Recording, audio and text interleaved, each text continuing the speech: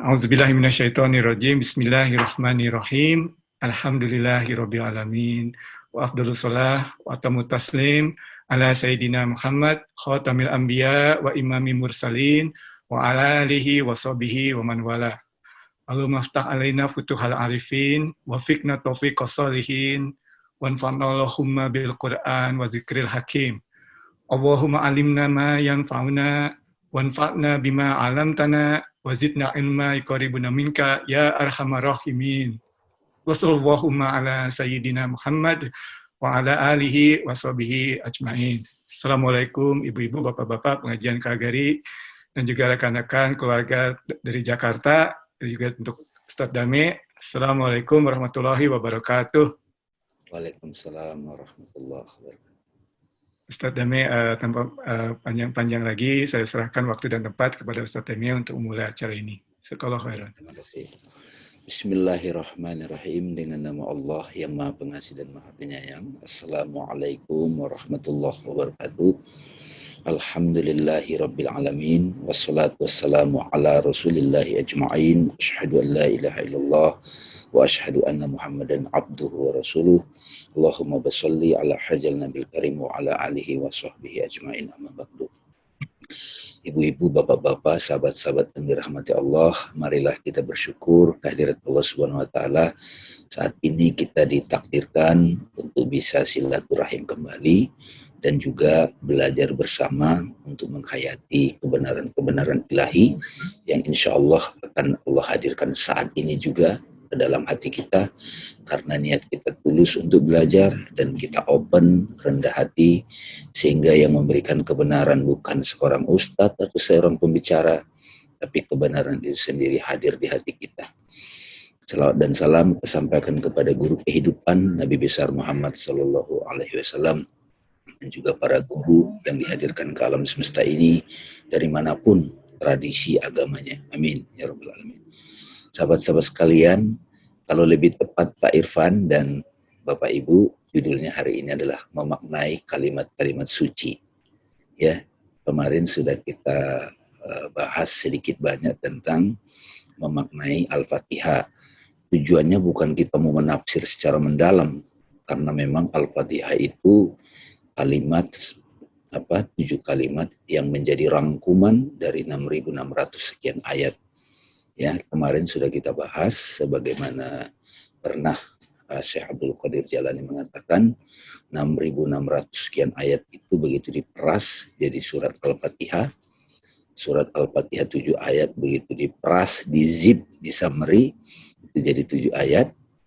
7 ayat itu begitu di zip, diringkas jadi Bismillahirrahmanirrahim. Dan Bismillahirrahmanirrahim itu diringkas lagi jadi huruf ba. Ba itu baitullah, gitu kan? Ba itu baitullah, dan huruf ba itu kita yang mengenal huruf ba dalam terminologi bahasa Arab itu ada titik di bawah huruf ba itu. Jadi baitullah itu kolbu, titik itu adalah sacred silent. Jadi kolbu kita itulah sebetulnya arash, singgasana ilahi, segala sesuatu berasal dari titik ba itu. Nah, jadi dengan demikian seluruh cerita hidup manusia itu bisa digambarkan dengan Al-Fatihah, Bapak Ibu. Seluruh cerita hidup manusia. Saya merasa kalau di pertemuan online begini tidak bisa menggambarkannya, tetapi sebagaimana yang saya sampaikan tujuannya gini, bukan kita mau bicara akademis, tapi ketika kita baca Fatihah, hati kita tergetar. Itu yang penting. Kalimat-kalimat suci itu menggetarkan kita. Ya. Jadi saya suka tanya di dalam beberapa pertemuan mereka yang dari tradisi Islam, Al-Quran itu petunjuk Allah, Pak, gitu. Betul. Kita berpegang pada Al-Quran dan hadis. Tapi dari 6.600 sekian ayat itu, coba Ibu berbagi ke kita apa kalimat yang menggetarkan hati Bapak Ibu, yang merasuk ke hati Bapak Ibu. Ibu, saya bilang, karena pada saat itu dibacakan, itu langsung masuk. Ya, karena di sini ada beberapa sahabat yang ikut bergabung, boleh saya ulang Pak Irfan gambar yang saya berikan itu supaya lebih mantap gitu. Yang tadi yang terbaru yang saya kirim. Nah ini ceritanya nih Bapak Ibu sekalian ya, saya terangkan sedikit baru nanti kita masuk kepada pembahasan lagi memaknai kalimat-kalimat suci. Nanti kita singgung lagi Al-Fatihah. Jadi dalam pembelajaran saya belajar logika, wujud itu terbagi 4 dalam pemikiran logis. Yang pertama kita dari bawah, ada namanya wujud adbi, written existence. Jadi di B sebelah kanan itu panah, itu contohnya air atau api gitu. Jadi itu tulisan. Nah ketika air ini, tulisan ini saya ucapkan air gitu, dia menjadi wujud labzi atau lafaz, verbal existence. Jadi pengucapan air. Nah tulisan itu punya peran sendiri, ucapan punya peran sendiri. Ketika saya mau mengetahui sesuatu, itu pasti harus mengalami dulu. Mengalami ya, direct experience. Nomor 1 itu Pak. Ini contohnya air nih. Jadi realitas sesungguhnya itu disebut misdak. Itu adalah yang kita minum. Realitas air yang diminum. Ya. Jadi realitas ini bersifat universal, dialami secara universal. Nah, ketika kita sudah mengalaminya, itu disebut kita jadi kenal eksistensi atau realitas ini, cair, bening, menyegarkan. Nah, ketika kita tahu realitas ini dari pengalaman, kita maknai. Itu menjadi makna universal, makna air. Itulah mahfum, pemahaman. Ada di akal kita. Nah, di lingkaran itu, nomor 3 itu ada namanya situ fine meaning, Pak Irfan. Jadi kita bukan mendefinisikan air. Kita menemukan makna. Kita menemukan makna. Bukan pikiran kita, bukan akal kita yang meng-create makna air.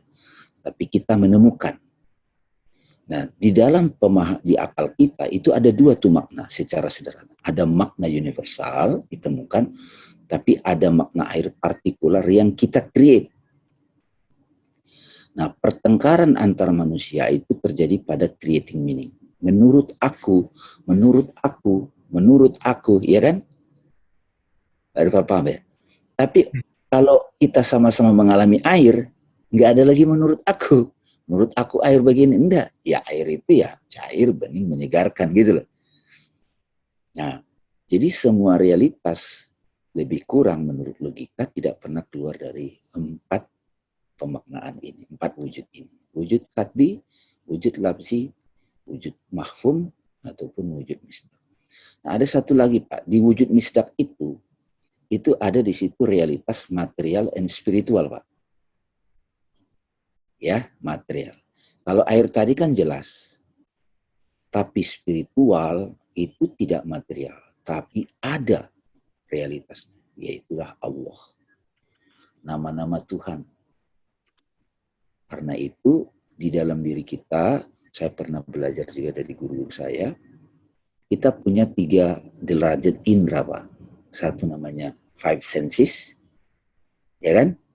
Melalui, ya kan, 5 senses, melalui mata, telinga, penciuman, rasa, dan seterusnya. Tapi itu ada 5, Pak. Ada juga namanya common sense, Pak ya. Pak Irfan ya. Common sense itu masuk akal. Wah ini nggak common sense nih. Tapi ada satu lagi Pak, yang saya bersyukur itu diberitahu guru saya, itu namanya sense of sacredness. Jadi rasa kesakralan Pak. Kalau kita secara liah melihat Ka'bah Pak, biasa aja batu. Ya nggak Pak Irfan? Kalau secara common sense, wah banyak orang berkunjung ke sini, batunya terbuat kuat banget. Tapi orang yang punya sense of sacredness, rasa kesucian atau rasa kesakralan, sense of sacredness itu sebenarnya kolbu, Pak. Itu bisa melihat di balik batu itu ada kehadiran Tuhan. Dia rasa. Jadi syariat itu, Pak, di dalamnya banyak tersimpan kehadiran Tuhan. Di kalimat-kalimat suci itu, yang sekarang kita ketemu Quran itu kan yang teks, Pak. Bahkan sekarang kita menemukan Quran digital, Pak, di HP. Kalimat-kalimat suci sekarang ada di Quran. Ya kan? Sampai kan ada pertengkaran, ke toilet boleh nggak bawa Quran? Oh, kalau Quran yang itu nggak, tapi kalau Quran HP boleh. Ini jadi ribet jadi semua. Ya, jadi ada 3 level tadi, Pak. Sense of five senses, kemudian common sense itu akal, ada sense of sacredness itu kolbu. Jadi Fatihah ini ada banyak orang ahli tafsir juga, kalau dia tidak kolbunya terbuka, tidak ada rasa respect sama Al-Quran, tidak ada rasa respect pada teks-teks itu, dia tidak diizinkan masuk, nggak merasakan kesakralan. Jadi sementara ini Bapak Ibu, meskipun kita tidak ngerti-ngerti amat terjemahan Al-Quran, meskipun kita tidak ngerti-ngerti apa yang kita ucapkan makna spiritualnya, paling tidak kita sopan. Ya. Jadi seperti halnya orang di Jawa, Pak, itu sopan pada simbol-simbol sakral. Nah, ini kan jadi mulai ini. Ada orang itu sangat menghormati pemberian kakeknya, yaitu misalnya pedang gitu kan. Ya, sesuatu itu kita sadari kesakralannya karena kita memahami, merasakan, kolbu kita mengalami. Itu misalnya. Kolbu kita mengalami pengalaman spiritual, ini pengalaman langsung, lalu kita langsung ngerti. Ya, pertemuan yang lalu Pak Irfan kita kan membahas Fatihah, akhirnya berhenti cuma di Bismillah kan? Berhenti di Bismillah. Dan itu kita sempat beberapa kali terdiam dan nggak bisa melanjutkan. Sebenarnya kita sudah menyelami samudra Fatihah. Tapi hari ini secara akal saya coba bagi semampu saya. Tapi teman-teman jadi paham bahwa untuk mengalami pengalaman spiritual sesuatu itu memerlukan karunia dari Allah. Dan untuk bisa menerima karunia Allah, ketulusan dan kerendahan hati. Nah, saya mau berbagi ke Bapak-Bapak sekalian apa yang saya rasakan, yang tersingkap, katakan begitu, ditemukan. Jadi bukan sekret. Makna-makna spiritual dari Fatihah yang saya renungkan. Tentu saya mengikuti juga kelas-kelas sufi, kelas tafsir. Saya baca juga bukunya Saitusin Nasar, Syekh Abdul Qadir Jalani mengenai Fatihah, saya baca. Tapi kan saya ketemu wujud tatbi, Pak. Ya, Pak ya. Orang sekarang berantem di WA, itu kan komunikasi pakai katbi. Ya nggak, Pak ya? Terus pemahamannya masing-masing lagi. Maka kita butuh rendah hati. Saya yakin sahabat-sahabat yang hadir di sini sudah mulai paham, yang membuat Bapak Ibu sekalian mengerti, sentuh hatinya, dapat kebenaran spiritual dari apa yang didiskusikan, bukan karena kata-kata yang keluar. Kadang-kadang ada satu penanya, itu ya maksudnya. Jadi dia dapat. Nah, gitu Pak ya. Oke, silakan dikembalikan Pak. Nah, gitu. Oke, terima kasih. Bapak Ibu sekalian, ini namanya wujud katbi, betul ya? Ini wujud katbi. Ya, jadi mushaf Al-Quran. Ini hanya jembatan kita untuk menyelam, memasuki samudra Al-Fatihah. Makanya itu samudra Al-Quran. Ya, jadi Tuhan Allah yang hadir kepada kita.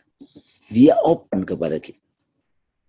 Makanya kenapa disebut janganlah kalian membaca Al-Quran sebelum berwudu gitu. Ada yang memaknai begitu. Kalau Qurannya, tidaklah Quran ini bisa disentuh kecuali yang disucikan. Ya, tidak apa-apa kita berwudu dulu. Tapi maknanya bukan itu. Tidaklah Quran itu kalamullah. Allah speech. Allah berbicara di hati kita. Dia kita alami. Dia kita saksikan. Tidaklah Quran ini bisa disentuh kecuali yang disucikan. Jadi sekarang sudah dapat metode nih, sahabat-sahabat sekalian. Silakan punya disiplin membaca teks Quran dengan adab, kayak orang-orang India baca kitab suci mereka Upanishad, Veda. Orang-orang di Tibet, saya lihat juga di YouTube, ada sahabat saya juga biksu, itu dia baca teks, nggak ngerti. Tapi tiba-tiba ada ilham, ada spiritual realization, hadir. Oh my God, ini ya maknanya gitu. Jadi saya ingin share ke sini ke Bapak Ibu sekalian untuk bisa punya pengalaman itu. Nah ini hanya men-trigger aja nih. Kita tidak lagi terjebak kayak, maaf ya di Jakarta waktu itu surat Al-Ma'idah, masalah pilkada, itu rame Bapak Ibu. Kenapa?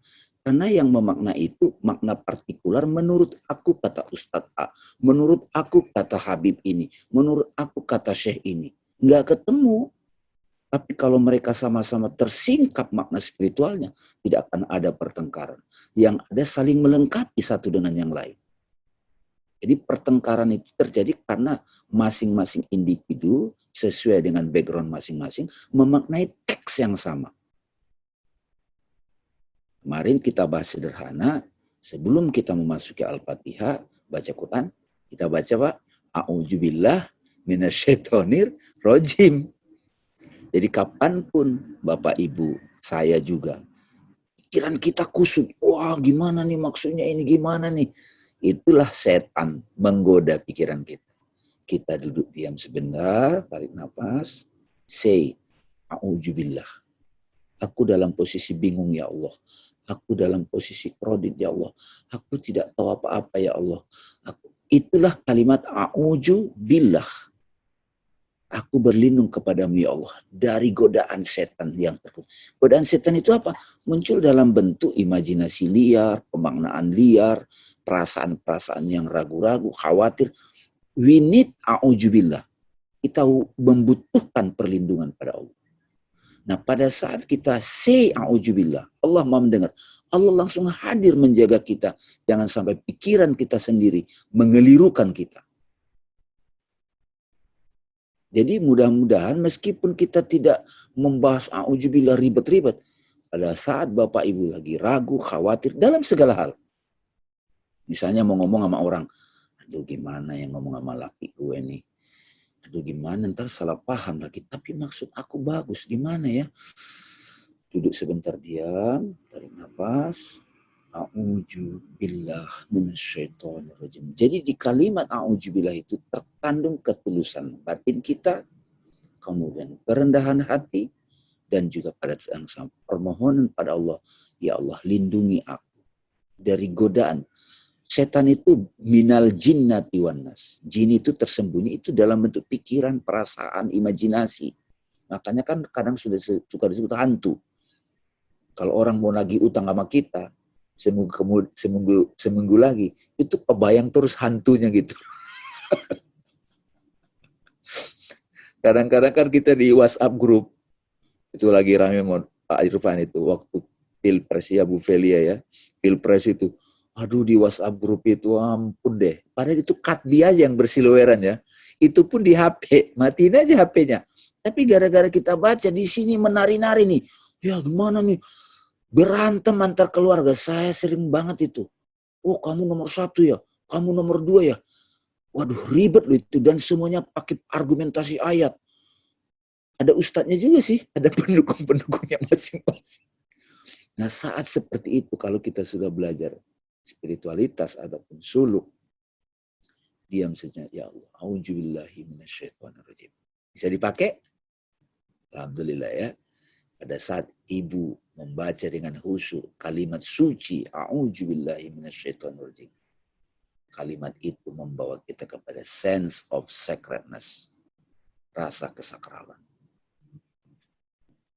Ya, insya Allah.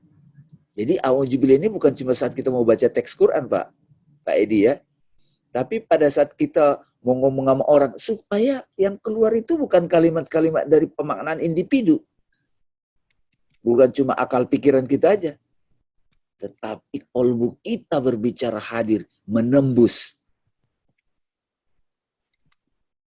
Ada sahabat saya, di Jakarta ya, beliau sebetulnya profesor ya. Itu beliau itu mengatakan, aku nggak berani loh khutbah Jumat. Kenapa Mas? Padahal dia pembicara seminar. Karena pada waktu kita jadi khotib, itu harus bersih batin kita tuh. Tapi kemarin kan ada orang yang khotib-khotib itu, kita cek aja tuh yang suaminya. Tadi dapat khutbah apa di masjid? Aduh, marah-marah, maki-maki gitu. Akhirnya pandemik datang. Tutup dulu Jumatan. Masih tutup. Karena sudah bukan memberikan kedamaian, harmonisasi. Tutup. Mana ada sejarah dalam pengalaman hidup kita. Masjidil Haram ditutup. Gereja juga. Hebat itu. Kenapa? Karena masjid sudah nggak dipakai, rumah ibadah bukan dipakai lagi untuk menyampaikan kalimat-kalimat suci. Sehingga yang mendengarkan dapat dicas makanan rohani. Itu terjadi itu. Jadi bukan malah jadi damai dengan khutbah. Jadi stres. Akhirnya apa? Ya sekedar menggugurkan kewajiban, yang penting datang. Ngantuk-ngantuk aja deh. Lebih baik ngantuk daripada aku dengerin. Jadi sahabat saya itu bilang, aku tidak sanggup ngasih khutbah Jumat. Kenapa? Aku nggak siap. Makanya khutbah itu tidak aja tanya jawab Pak Irfan. Ya nggak Pak? Saya ikut kader mubalik, itu guru saya bilang, nggak ada tanya jawab. Dan tidak boleh lebih lama khutbahnya daripada sholatnya. Kalau Nabi begitu. Karena yang disampaikan itu kalimat suci. Dan pesannya cuma satu, bertakwalah. Ya ayyuhalladzina amanu taqullaha haqqa tuqatih wa la tamutunna illa wa antum muslimun. Itu diucapkan wajib. Wahai orang yang beriman, diwajibkan atas kamu. Wahai orang yang beriman, bertakwalah sebenar-benar. Be alert, jaga diri. Jangan kamu mati melainkan dalam kedamaian. Islam kan artinya damai. Awal-awal udah kita bahas. Islam mean peace and total surrender to God. Siapapun bisa mengalami Islam. Apapun latar belakang tradisi penyembahannya. Ya, jadi Bapak Ibu sekalian, sahabat-sahabat, auzubillah, semacam wudhu batin. Ya, waktu Bapak Ibu misalnya wudhu mau sholat, itu udah kita bahas ya, canonical prayer ya. Kita wudhu. Saya sebelum mengajar, saya wudhu. Saya wudhu. Saya diam sejenak, saya berlindung pada Allah. Nah, kalau ini sudah mulai kita lakonin, kita mantrakan, kita wiridkan, kita jadikan lakon hidup. Udah kan? Itu auzubillah, Pak. Setelah itu, setelah kita berlindung pada Allah, apalagi? Dengan nama Allah. Bismillahirrahmanirrahim. Dari hati kita, the presence of, ingat ya, isim, kemarin kita bahas, ismi itu adalah present. Jadi kehadiran rohani kita. Allah nama yang sempurna. Ar-Rahman, kasih sayang yang menyebar. Ar-Rahim, kasih sayang yang menampil secara khas. Misalnya Pak Irfan punya anak 3 misalnya. Kalau Bapak kasih hadiah sama rata, itu namanya rahmat. Tapi kalau Bapak sampai pada kepekaan, oh anak yang satu ini dikasihnya ini, spesial banget, itu Rahim. Yang B, spesial banget, pas banget buat dia. Yang C, pas banget, nah itu namanya Rahim. Makanya kalau kita ketemu orang, namanya silaturahim, bukan silaturahman. Kenapa? Kita kayak ngasih hadiah ulang tahun. Kita tahu banget, oh temanku ini butuhnya ini. Itu kan butuh berkomunikasi ke hati dulu. Kita berlindung dulu dong pada Allah. Jangan sampai kita memberi karena ada kepentingan ego. Jadi bismillahirrahmanirrahim ya. Saya nggak akan, karena nggak cukup, nggak rampung nanti kita bahas Fatihah. Saya suka banget bahas bismillah ini. Bahkan kalau saya bikin acara, saya selalu bilang, orang-orang nggak tahu itu. Wah, kita bikin acara ya untuk misalnya bantu orang. Oke, bismillah. Karena ketika saya chatting wujud kadbi, bismillah, itu maksudnya ya tanpa kehadiran nama Allah, itu kita nggak bisa apa-apa.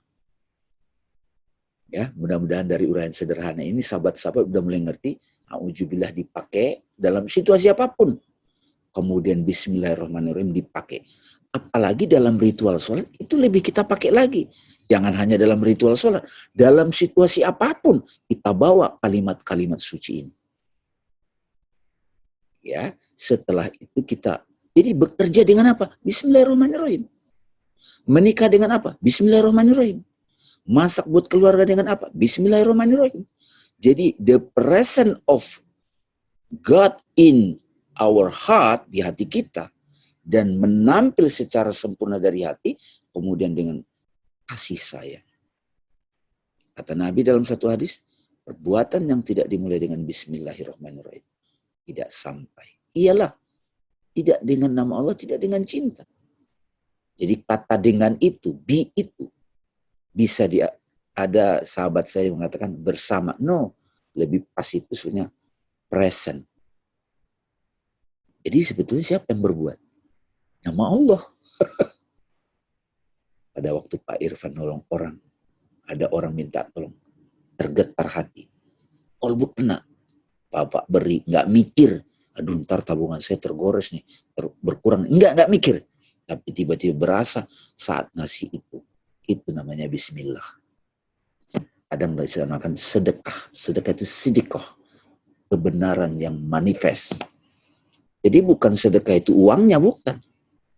Bahasa Christianity ada bagusnya juga. Namanya charity. Charity itu makna aslinya dalam Inggris kuno. Kasih sayang yang dibagi. Tapi kan sekarang, itu orangnya charity banget ya. Suka bagi-bagi uang. Kenapa kok charity dikaitkan dengan uang? No. Charity itu sebenarnya bismillah. Sedekah, Pak. Jadi, kasih sayang, spreading love. Jadi, kalau kita mau melakukan sesuatu, pengaliran kasih sayang, nama Allah melalui kita. Dan kita kehadiran nama Allah. Katakan, Pak, diam dulu. Bismillahirrahmanirrahim. Nah itu.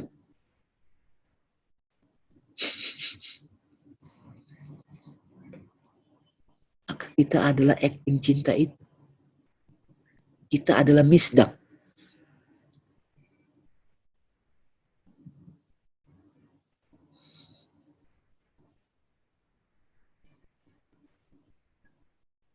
Dan semua yang dilakukan dengan Bismillahirrahmanirrahim, Pak Irfan, pasti perfect. Makanya ekspresinya apa? Alhamdulillahirrahmanirrahim. Ingat itu. Setiap perbuatan itu kehadiran kasih sayang Allah. Bismillahirrahmanirrahim. Pasti perbuatan itu perfect. Perfect itu apa ekspresinya? Kalimatnya. Alhamdulillahirrahmanirrahim. Ketika teman-teman pernah punya kenangan, pengalaman sempurnanya sebuah kejadian. Karena kita menyaksikan Allah hadir di situ. Perfect. Kayak seorang sutradara, ngelihat actingnya bagus, perfect gitu. Nah itulah alhamdulillah. Kita belum tentu bisa melihat dengan kacamata alhamdulillah loh, kehidupan kita. Saya pernah, perusahaan saya bangkrut, itu awal itu terjadi protes. Tapi begitu masuk ke kolbu, ke bait itu tadi, baitullah. Dan dari kebangkrutan itu menemukan hikmah, menemukan kebijaksanaan. Kemudian juga jadi melangkah lebih alert gitu. Saya bisa mengatakan kalau saya kenang kembali itu di memori saya. Perfect. Alhamdulillah. Terima kasih ya Allah. Segala puji bagimu ya Allah. Engkau hadirkan peristiwa itu. Tidak ada yang jelek sama sekali. Berdamai dengan peristiwa dan kita ambil dan nggak ada yang jelek. Anak saya suka bilang, ini kecil bikin lagu judulnya All is Well. All is Well, All is Well. Pak Irfan pernah nonton nggak filmnya Amir Khan? Orang India itu yang bikin PK, ya itu bagus tuh. Dia judul filmnya itu Three Idiot. Mereka itu anak-anak jenius, Three Idiot, tapi disalin oleh profesornya terus. Tahu nggak mantranya apa, Pak? All is well, all is well, all is well, all is well. Semua baik-baik saja kok. All is well. Jadi itu maksudnya kata-kata, tapi kan itu bahasa Inggris. Sekarang kita pakai bahasa Arab ya. Alhamdulillah, alhamdulillah gitu. Dan itu kenapa kita wiridkan? Itu langsung masuk qalbu kita, Pak. Masuk baitullah langsung tuh. Jadi apapun yang sudah terjadi Bapak Ibu, kita masih ribet. Duduk diam sebentar. Alhamdulillah, alhamdulillah. Memang gimana ya, ego kita kan nongol tuh. Nggak mungkin lah, masa kamu dihina itu perfect. Jadi pada saat kita sampai melihat kesempurnaan kehadiran Tuhan dalam setiap peristiwa mengajari kita. Apa kalimat? Segala puji bagimu ya Allah, sang pengatur orkestra kosmis. Mudah-mudahan di antara kita setelah 4 bulan ini, kita sudah bisa mengatakan, tapi dalam hati aja, jangan ngomong ke orang, nanti salah paham. Pandemik ini perfect. Meskipun awal-awal depresi dulu. Ini ada beberapa orang nelpon saya depresi, pengusaha. Aduh gimana menyikapi ini ya gitu kan. Nah begitu diajak melihat dari kacamata bismillah, auzubillah dulu gitu kan. Kalau belum auzubillah pasti waduh secara ekonomi ya iya sih. Secara kesehatan iya sih, dampak sosial iya sih. Itu benar semua analisa pikiran individu. Tapi begitu kita ke kolbu, kita ketemu sang sutradara hidup. Siapa yang bikin? Orkestranya adalah Allah yang bikin. Kalian udah terlalu angkuh antar negara satu dengan yang lain, berperang satu sama yang lain, kirim aja corona. Jadi alhamdulillahirabbil alamin ini bisa kita jadikan wirid atau kalimat suci untuk membuat kita bisa adem, berdamai dengan diri sendiri. Bisa dilihat ya urutannya. Bismillahirrahmanirrahim. Apa a'udzubillahi minasyaitonirrajim. Bismillahirrahmanirrahim. Baru alhamdulillah. Pada waktu kita sudah melihat kesempurnaan pada drama kehidupan yang kita tadinya nggak mengerti. Ketika kita sudah bisa melihat kesempurnaannya, kita mengatakan lagi, Ar-Rahmanir-Rahim. Ada kasih sayang ternyata ketika saya dihina. Ada kasih sayang ternyata ketika saya sakit. Jadi kalau kita belum bisa menemukan kesempurnaan atau hikmah di balik sakit yang kita alami, berarti auzubillah belum, Pak Irfan. Perjalanannya auzubillah belum. Ya? Oke. Nah kemudian setelah kita di alam semesta ini kita sudah, oh ternyata Ar-Rahmanir-Rahim. Baru kita menyadari lagi, Malik Yaumiddin. Ada sih orang-orang yang nyebelin. Tapi Allah akan balas, Pak. Gak usah kita yang membalas, Pak. Orang menghina kita, menyakiti kita, gak usah balas. Itu alhamdulillah tuh. Tapi di dalam hati kita, kita menyaksikan juga dari kolbu. Allah yang balas. Malik Yaumiddin. Ada hukum kausalitas. Jadi nggak usah hukum orang. Capek, nggak bisa tidur kita. Itu Malik Yaumiddin. Yang menguasai hari pembalasan. Siapapun. Jadi kita nggak usah menghukum orang-orang yang ribet itu. Ada hukumannya sendiri. Ada hukum keseimbangan di semesta ini. Itulah kalimat Malik Yaumiddin. Nah, kalau itu kita yang melakukan kesalahan, kita kena hukum juga dong. Ya udah terima. Karena nggak Pak Edi kita melakukan kesalahan, ya kena hukuman juga. Jadi nggak ngalamin. Waduh, kena jewer nih gue nih. Ya udah terima. Ya udah begitu terima dan kita sadari itu perfect juga hukumannya dalam tafakur kita. Pada saat kita terhukum Pak Edi, Malik Yaumiddin, baru kita pasrah dong menyerah. Apa kalimatnya? Ya karena buduh hanya Engkau ya Allah. Only you. Gitu. Hanya Engkau, nggak ada lagi aku melihat perspektif lain. Aku nggak mau lagi melihat dari sudut pandang lain. Iya karena abudu. Nah itu kita kembali tuh. Pada saat kita melakukan kesalahan kan, kita merasakannya, tapi kita tidak menyalahkan siapapun. Kita terhukum juga. Malik Yaumiddin dibalas, kena sekarang, ada efek di batin. Baru kita, iya karena abudu. Hanya Engkau ya Allah. Yang aku sembah. Kami sembah. Wa iyyaka nasta'in. Dan hanya Engkau tempat kami minta tolong. Jadi ya karena abudu itu ekspresi dari ketika kita mau nggak mau kembali lagi ke Dia. Ya kan buru ini bisa Bapak Ibu pakai kalau lagi ribet pikiran. Aduh gimana ya? Ya karena hanya Engkau ya Allah tempat aku berserah mengabdi. Dan hanya Engkau tempat aku minta pertolongan. Nah saat itu juga kita butuh nih petunjuk langsung. Apa Pak Irfan? Ihdinas siratal mustaqim. Tunjukkan jalan. Bahasa Inggrisnya lebih pas itu Pak Irfan. Direct faith. Jalan langsung. Buat saya mengalami kehadiranmu. Dari situasi yang aku nggak ngerti.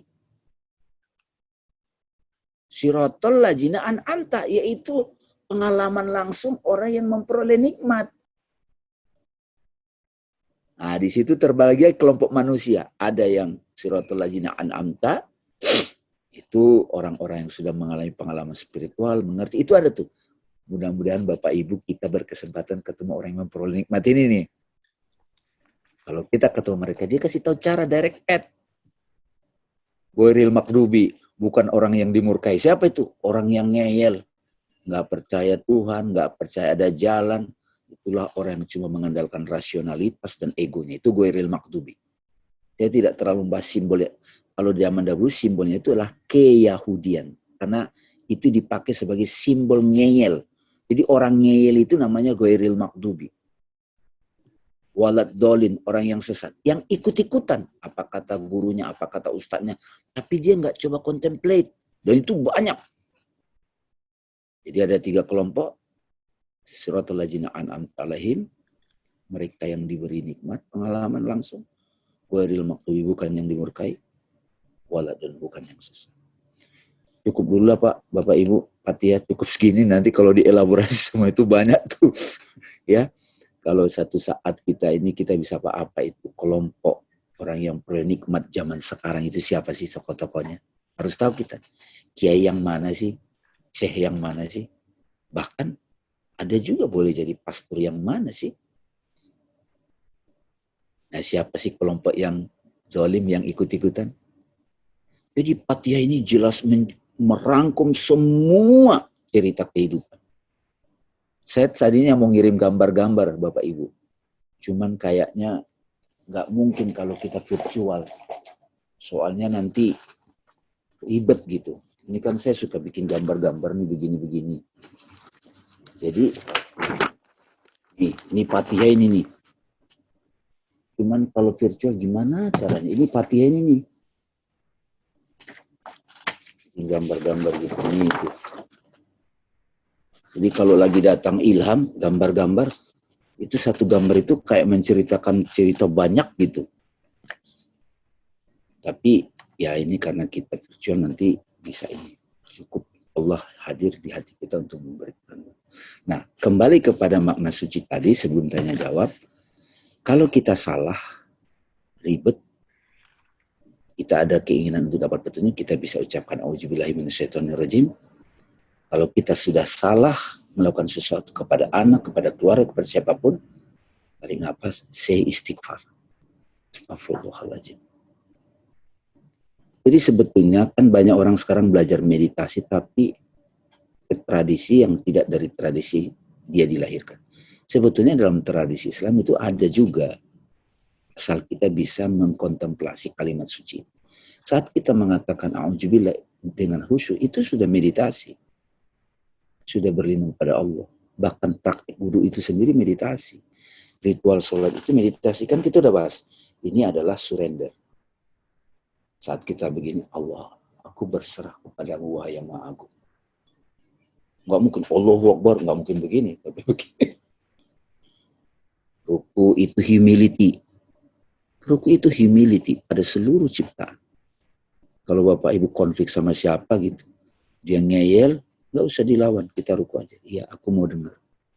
Batin kita ruku. Kalau sujud, nothing. Fana. Nah, coba nih, ya kan ini sudah ada videonya itu Pak ya, Pak Irfan ya, canonical prayer ya. Itu sudah kita bahas. Nah, hari ini Alhamdulillah berkah.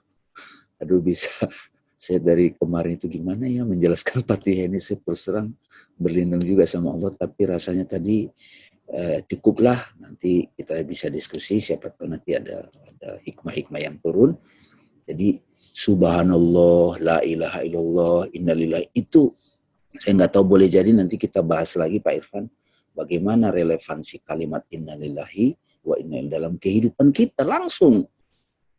Istighfar, kemudian juga kan alhamdulillah sering kita ucapkan. Jangan hanya lagi ritual, tapi relevansinya dalam kehidupan. Jadi duduk diam sebentar, masuk bak dulu, Baitullah, say la haula wala quwata illa billah. Tidak ada dayaku kecuali daya kekuatan dari Allah. Itu kan keren tuh. Kalau kita powerful tidak angkuh, tapi powerful. Kalau hakim begitu, cakep banget tuh, Pak Irfan.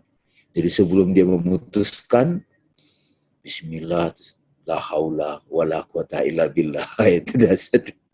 Benar-benar kalimat-kalimat itu jadi hidup. Bahkan dia jadi misdak dari kalimat itu. Bukan, saya belajar filosofi. Kalimat itu bukan cuma kata-kata, Pak. Ekspresi, simbol. Misalnya orang jatuh cinta pada orang lain, dia mau menyampaikan pakai kalimat. Kalimat itu ada kata-kata, ada bunga, ada juga bunga bank, dan juga kunci mobil. Itu kalimat sebetulnya. Jadi sesuatu yang kita ekspresikan untuk menyampaikan apa yang di dalam. Jadi nah itu juga menarik tuh Pak, pembahasan kalimat itu. Bukan sentences. Bukan subjek, predikat, objek, bukan begitu. Kan Nabi Adam setelah jatuh ke bumi ini, Allah mengajarkannya apa? Kalimat kan? Kalimat tauhid. Itu bukan sebuah kata-kata doang. Nah, setelah dikasih gambar bagan tadi, ada tatbik kalimat dalam bentuk tulisan, ada kalimat dalam bentuk lisan, ada kalimat yang hadir dalam pemahaman mental, ada universal meaning, ada articular meaning, ada kalimat itu sendiri, itu Allah, realitas. Ya, saya kira cukup ini dulu pengantar diskusi. Mari kita bersama-sama belajar, tanya jawab, mudah-mudahan ada keterbukaan hadir. Assalamualaikum warahmatullahi wabarakatuh. Waalaikumsalam warahmatullahi wabarakatuh. Jazakallahu khairan Ustadz Dame atas penjelasannya, Masya Allah sangat mendalam sekali. Ya, barangkali sekarang dibuka sesi pertanyaan. Bapak Ibu, bila ada yang ingin bertanya bisa mengangkat tangannya, nanti Irfan atur. Atau kalau yang pertanyaannya private bisa sampaikan ke Irfan dulu, nanti Irfan sampaikan anonimus. Insya Allah. Bertanya. Bu Felia, apa kabar semuanya di sini?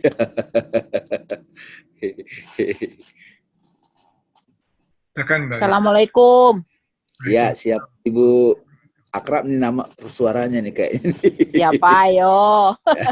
Assalamualaikum Bang Dame, Herlinda. Iya, iya Bu, silakan. Mengenai kalimat nih ya, tadi kan kita bahas kalimat Allah itu. Kalau kita dapat musibah, itu kalimat, saya orang pemula nih, yang tepat itu kita bilang alhamdulillah seperti yang Bang Dame jelaskan, atau apa? Terus kemudian apalagi tadi saya mau tanya ya mengenai kalimat, saya lupa. Itu aja dulu. Oke. Makasih Bu Herlinda ya. Wah, ini saya merasa Ibu nyambung nih kira-kira ini. Mudah-mudahan betul-betul dari pertemuan kita beberapa kali ini Ibu sudah melihat kekuatan kalimat-kalimat suci. Saya bahkan mengatakan kehadiran Allah dalam kalimat suci. Dulu saya nggak ngerti kenapa di rumah nenek saya itu ada kaligrafi. Setelah saya belajar kalimat itu, ternyata kalau dulu bahasanya gini, wah itu ngusir setan dulu gitu. Ya teks nggak mungkin bisa mengusir setan lah ya. Cuman kertas yang di print, dikasih figura, itu nggak mungkin. Tetapi manusia yang sudah kontemplatif, itu setiap dia melihat tulisannya saja, bahkan mengucapkannya, langsung kehadiran Tuhan hadir. Makanya perlu kita memohon agar kita dikasih pengalaman misdak tadi. Nah, cara untuk memanggil kembali kehadiran Allah itu, karena dia kan dekat, dia selalu open apapun, kapan kita butuh. Dalam situasi sulit gimana? Ya bisa kita, kalau udah level tinggi, Ada satu kiai yang saya kenal, itu rukonya terbakar. Kiai, rukonya terbakar. Dia diam sejenak. Tahu nggak kalimat yang keluar? Alhamdulillahirabbil alamin. Itu levelnya tuh. Kenapa? Karena dia udah pernah itu ruko itu gangguin saya banget emang itu. Karena ada orang yang punya harta kan gangguin kita. Ya, ruko ini bermasalah lagi. Ya, tiba-tiba terbakar. Si kiai ngomong, alhamdulillah. Kok alhamdulillah sih? Karena mereka memahami alhamdulillah itu terima kasih Allah. Karena si kiai ini merasa dengan terbakarnya ruko, aku dibebaskan dari mikirin itu. Karena itu kan amanah. Emang enak dikasih rumah di Pondok Indah 5. Bayar pajaknya ini harus jurusin itu. Amanah itu. Saya sekarang kalau dikasih Tuhan rezeki juga, ya Allah, aku berlindung kepadamu ya Allah dari amanah ini. Nah, ada orang itu ketika datang katakanlah musibah kebakaran atau apapun, dia sudah bisa, tapi di batin aja ngomongnya. Sempurna banget cara Tuhan itu mengajari. Dia bisa mengatakan alhamdulillah. Tapi Bu Linda bisa juga, wah oleng dulu kita. Mobil saya ketabrak nih. Awal-awal boro-boro ngomong kalimat itu, malah kalimatnya astagfirullah. Kurang, itu keluar semua tuh. Karena belum terbiasa kita meditatif. Saya bulan Ramadan kemarin nabrak mobil orang, Pak. Ribet juga. Tapi setelah ekspresi keluar malamnya, saya belum tidur. Hening dulu. Saya putar lagi videonya. Di gambaran imajinasi saya keluar lagi cerita itu. Saya edit. Bisa tuh diedit. Kan sekarang kan orang bikin vlog-vlog bisa diedit kan. Kasih soundtrack yang bagus, kasih ini. Jadi semua rekaman di memori kita itu bisa kita edit dengan apa? Dengan qalbu dong. Berlindung dulu pada Allah. Auzubillah. Nah itu yang akhirnya para sufi, para wali. Mereka kalau bangun malam tahajud itu ada yang dilakukan memang. Orang aja bikin vlog sekarang itu kan bisa 2 jam kok ngedit video. Ini kalau Pak Irfan ini video ini gak ada edit-editnya nih. Apa adanya aja nih. Upload di YouTube nih. Ya gak apa-apa juga. Masing-masing dapat rezekinya. Pak Irfan ini ya kalau udah di-upload Pak Irfan. Saya juga dengerin loh Pak Irfan. Tadi ngomong apa sih? Saya sendiri dengerin berkali-kali. Ya, kenapa? Itu ya tangan Tuhan juga nih yang bekerja. Karena nggak bisa sekali aja didengar. Ada itu kayak tadi saya miss tadi itu. Pertanyaan orang ini saya dapat banget rasanya. Ada kehadiran Tuhan. Saya coba ulang lagi deh. Baru dia ngeh. Jadi Bu Linda, tergantung kesadaran kita, suluknya kita. Saya nggak tahu Pak Irfan nanti bisa nggak satu saat kita bahas tentang suluk ya. Insya Allah. Suluk itu biar kita tahu hidup ini adalah perjalanan spiritual. Ya, itu penting banget. Di beberapa tempat ini sudah jadi satu perspektif. Jadi kalau ada orang misalnya orang yang duniawi ataupun orang yang egois, ketika musibah boro-boro Bu Irfan pakai kalimat ini. Kalaupun dia pakai kalimat suci dari mulut, tapi emosi, ego. Sering kan tuh mak-mak itu marahin anak, la ilaha illallah, anak nggak tahu diri. Pakai kalimat la ilaha illallah Pak Irfan. Tapi kalau, jadi kartu trufnya sebetulnya, apapun yang terjadi, kita oleng. Balik lagi kepada self-discovery yang kita bahas itu.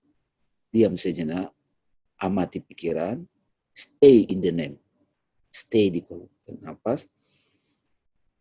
Nah, begitu kita sudah menyaksikannya, innalillahi wa inna ilaihi rajiun. Ibu bisa pakai tuh Bu Linda. Ini kan mobil ini juga dari Allah. Meskipun agak begini Bu Linda. Ya ini kan mobil ini dari Allah. Tapi kan udah nabungnya lama nih. Begitu. Dari proses. Ya.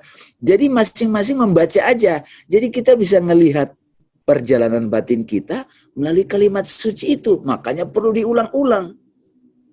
Ya. Saya merasakan Bapak Ibu. Pada waktu dulu 10 tahun lalu saya menyebut Alhamdulillah. Beda rasanya sama sekarang. Misalnya minumkan orang, Alhamdulillah. Ya standar aja. Tapi ada orang, mungkin dia nggak ngomong pakai mulut. Tapi jiwanya sudah Alhamdulillah. Gitu ya Bu ya. Jadi kalimat-kalimat suci itu menjadi semacam ukuran-ukuran yang membantu kita bisa melihat jiwa kita. Jadi sebenarnya nggak ada habisnya diskusi begini Pak Irfan. Nggak ada habisnya. Kenapa? Dari diskusi ini kita bukan hanya terjebak pada memahami Fatihah, kalimat suci, hanya intellectual understanding. Tapi ngelakoninya dalam hidup. Nah itu butuh kerendahan hati. Butuh suluk, butuh tulus. Itulah kenapa Al-Quran itu yang 6.600 sekian ayat selama 22 tahun, 2 hari, 2 bulan. 22 tahun, 2 bulan, 22 hari, itu Nabi mengalami semua ayat itu. Quran itu sebetulnya spiritual realization-nya Nabi Muhammad.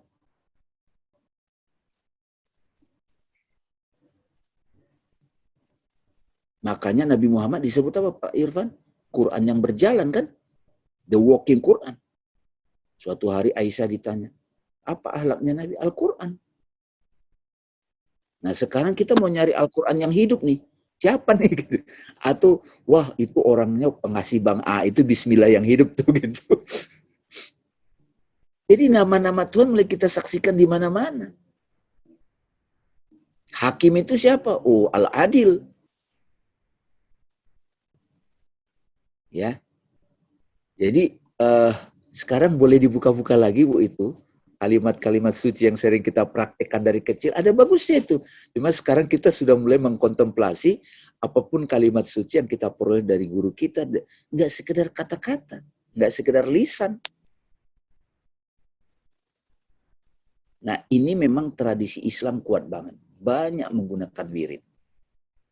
Tetapi ada orang terjebak pada wirid kata-kata saja, tidak menyelam. Ada orang mungkin kata-katanya nggak banyak-banyak kok. Nah, di sini kita mulai merenung nih, kalimat suci apa ya yang sudah saya alami, intens. Bahkan bisa saya hadirkan kapanpun, kehadiran Tuhan melalui kalimat itu. Dan itu butuh kerendahan hati, butuh ketulusan. Bukan kita, nanti creating meaning loh, oh maknanya ini, enggak. Makanya banyak orang tahu bahasa Arab, tapi dia tidak menembus kalimat itu. Ini sebenarnya kalimat juga loh ini. Apa ini? Pasrah. Iya kan ini universal loh. Ini universal expression. Ekspresi universal ini. Ruku itu juga kalimat rendah hati.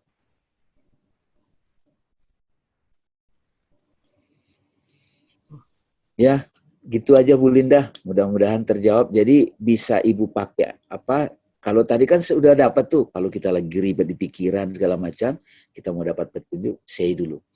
Duduk diam. Jadi penting untuk duduk diam, tarik nafas, sadar. Karena Allah Maha mendengar, Allah dekat, lebih dekat dari urat leher. Panggil dia dengan kalimat yang dia ajarkan kepada nabinya. Itu Al-Quran itu semua diajarkan Allah kepada Nabi dan sampai ke kita. Pakai.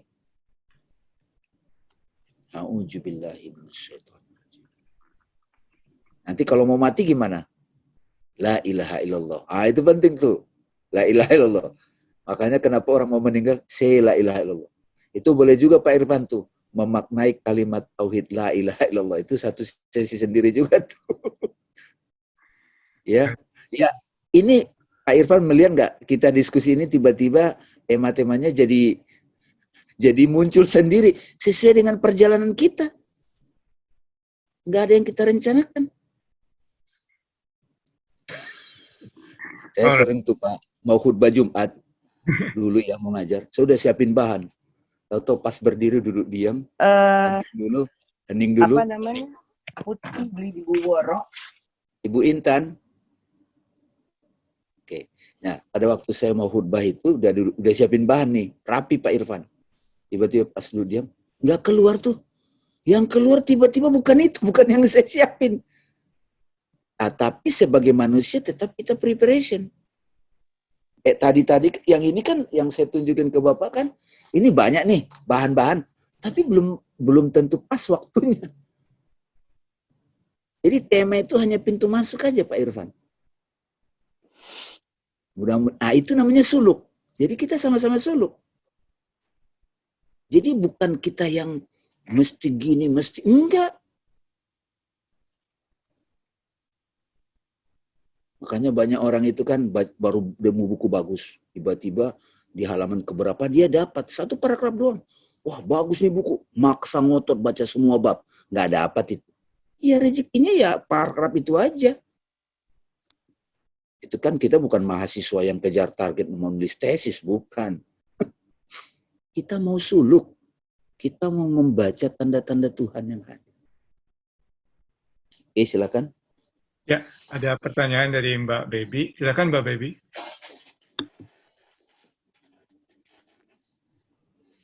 Assalamualaikum Bang Dame. Ya, Bu Baby. Saya mau nanya tadi sama dengan orang itu kan biasanya kalau dalam situasi terpuruk atau sedih baru seeking God kan gitu ya, baru merasakan membutuhkan Tuhan itu. Dan atau sama aja dengan seperti tadi yang Abang bilang la ilaha illallah, asyhadu alla ilaha illallah wa asyhadu anna Muhammadar Rasulullah. Kita kan nggak bersaksi per se, kita memang bersaksi. Berarti tapi kita merasakan itu yang misdak itu juga dalam arti di situ.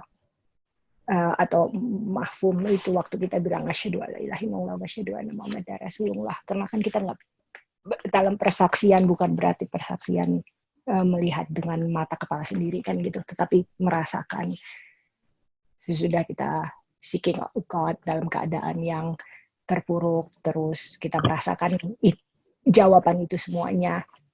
Dan itu juga yang maksud Abang dari yang kita bicarakan itu tadi. Pemaknaan dari mahfum itu atau misdak itu. Itu pertanyaan saya. Ya, bisa diulang pertanyaan simpelnya lagi, Bu? Arti dari kata-kata suci, arti lain. Iya, kesaksian asyhadu alla ilaha illallah wa asyhadu anna Muhammadar Rasulullah. Makasih Bu Baby. Ini bagus banget ini. Saya sendiri bersyukur juga ketika tadi disampaikan apa bagan itu. Jadi kita mulai paham ya. Ada teks written existence itu kita pakai namanya mushaf, ada verbal existence orang bisa menghafal Al-Qur'an, terus ada juga ingatan dia di mahfum kita itu ada makna yang partikular, ada makna universal. Tapi kesaksian yang sesungguhnya adalah misdak. Nah, tadi ada kalimat dari Bu Beber, jadi kalau kesaksian asyhadu alla ilaha illallah kan itu bukan kita berarti melihat Tuhan dong. Memang Bu, kan tadi saya terangkan ada five senses. Five senses kan ada penglihatan pakai mata, ada telinga. Kalau di pengadilan, kesaksian manusia di pengadilan manusia, itu kesaksian mata paling utama. Kalau cuma dengar-dengar nggak kuat. Sekarang bahkan ada kesaksian digital. Ya kan, data dari digital sekarang jadi bisa fakta, ada kesaksian data digital. Zaman sekarang Bu ya. Misalnya maaf ya Bu Baby ya. Suami istri misalnya. Tiba-tiba si istri buka HP-nya gitu. Diam-diam passwordnya tahu. Ada data di situ kesaksian. Tiba-tiba chattingan sama satu cewek gitu misalnya situ. Itu kan kesaksian saya lihat. Padahal kita kan belum tentu tahu itu apa. Di balik itu mafhumnya. Dialog apa gitu kan.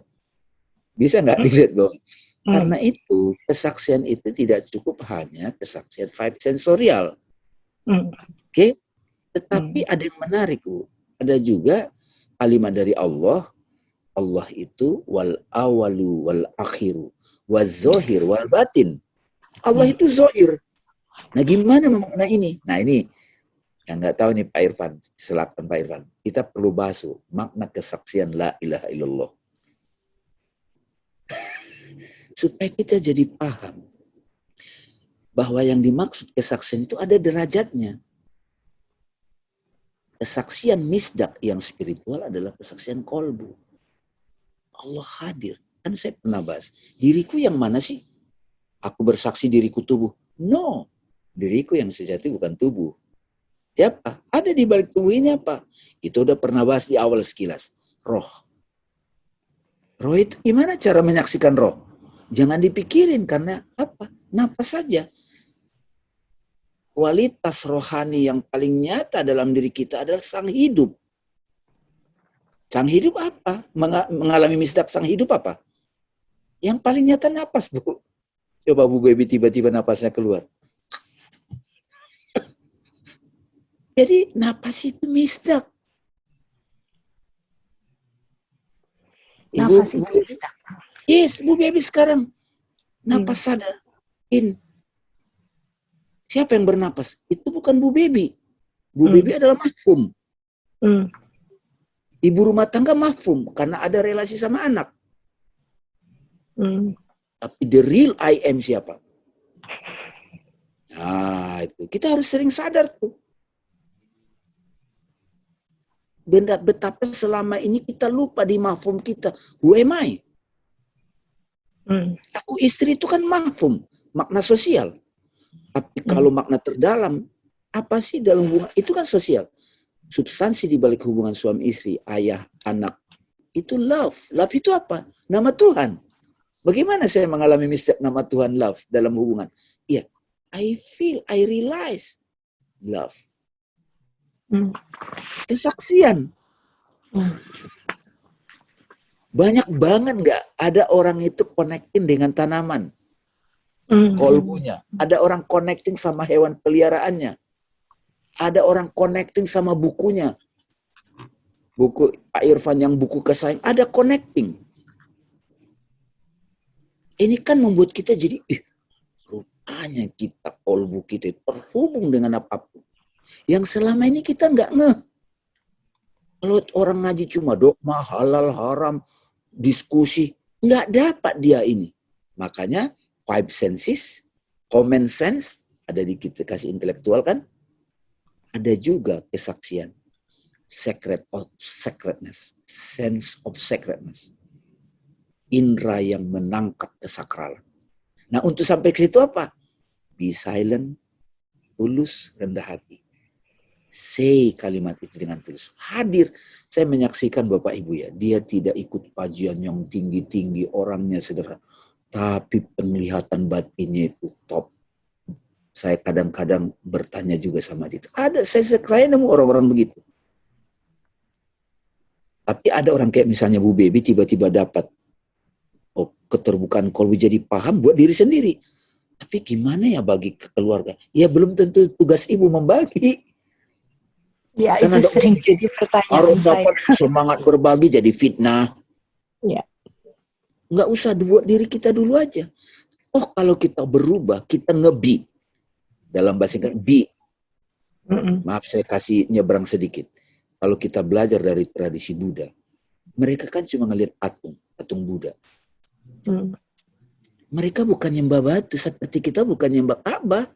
Emang kita nyembah Ka'bah? Enggak. Itu simbol, itu kalimat. Melalui pemaknaan intelektual kita dan kolbu kita, kita bisa menemukan kesaksian, sense of sacredness, melalui simbol. Patung Buddha yang diam itu ada yang ketawa, yang diam kan silent, peace. Kalau dari tradisi mereka, mereka dapat hormati. Kita dapat dari Ka'bah? Sedang perjalanan. Harus kita akui itu. Ada orang rebutan nyium Hajarul Aswad, nafsu. Ada jokinya juga tuh Pak Irfan.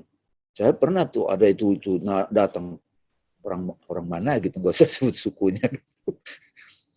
Nah jadi Bu Baby, five senses, common sense, ada sense of sacredness. Di sekitar kita itu sebenarnya banyak kehadiran nama-nama Tuhan yang kita enggak.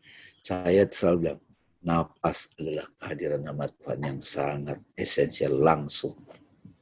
Harus perut dulu, harus serangan jantung dulu, baru ngerasa bahwa napas itu adalah ya karena hanya Engkau tempat aku, sandaran kita. Kan langsung. Jadi saya coba menyampaikan praktikal yang metode praktikal yang langsung dialami teman-teman. Oh gini maksudnya hidup dengan sadar ya. Hidup dengan hati, hidup dengan kolbu. Tentu ada fungsi akal, fungsi imajinasi, fungsi memori, fungsi perasaan ada.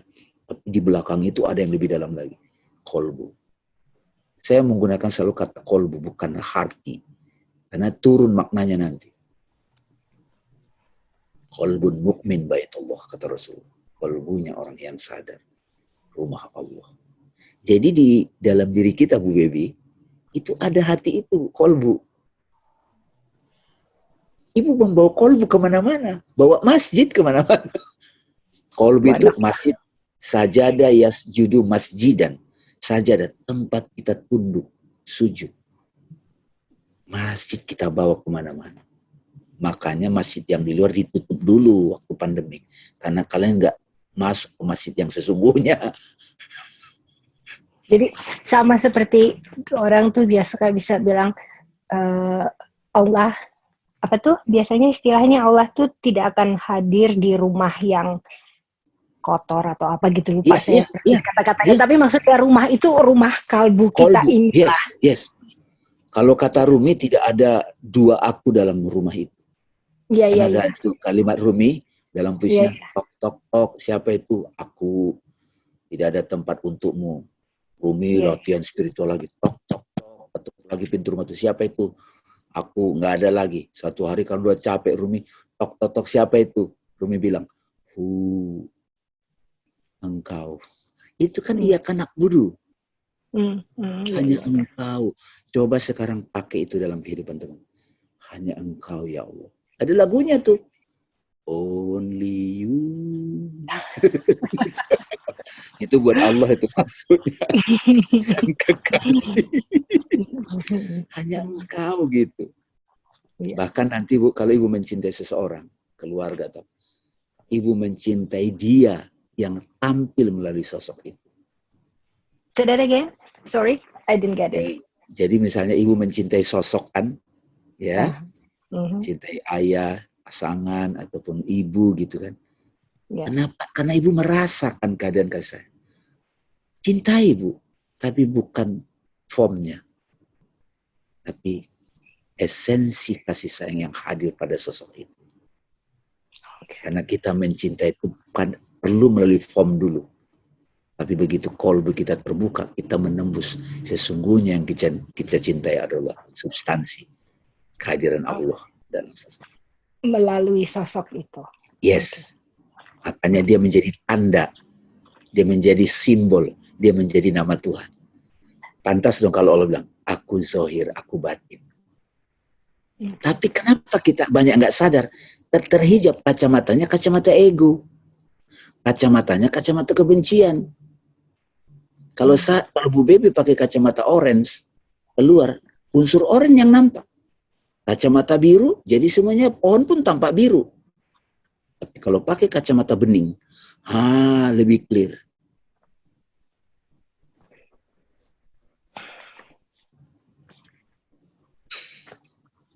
Thank you Bu Baby.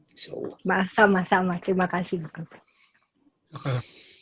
Bagaimana buat Bapak Ibu yang lain, ada pertanyaan yang lainnya?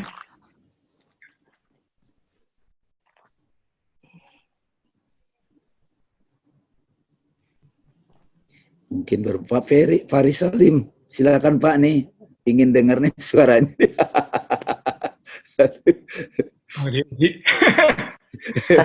Pak, sharing dikit lah Pak. Hari ini. Kenapa tuh? Hari ini nih kayaknya masih belum ada pertanyaan, masih terkagum-kagum, pengen nangis aku dengerin tadi. Luar biasa. I mean it's a revelation. Thank you very much. Saya yakin yang lain akan ada pertanyaan yang lebih mantap dari saya hari ini. Saya masih terkagum-kagum aja. Thank you Pak ya. Biasanya Intan tuh, si Kunas tuh suka nanya tuh. Memancing Pak ya. Go ahead. Thank you. Iya. Tapi gini Pak Ferry, saya juga dalam banyak kan kalau diskusi banyak nanya gitu terus dulu. Tapi lama-lama setelah mulai itu memang mau jadi diam sih memang. Cuman kalau kita sama-sama diam ya nggak keluar jadinya gitu. Tapi makanya berbagi nggak apa-apa. Jadi itu yang dimaksud sebetulnya kajian seperti ini mudah-mudahan mulai ini suluk. Kontemplasi bareng-bareng.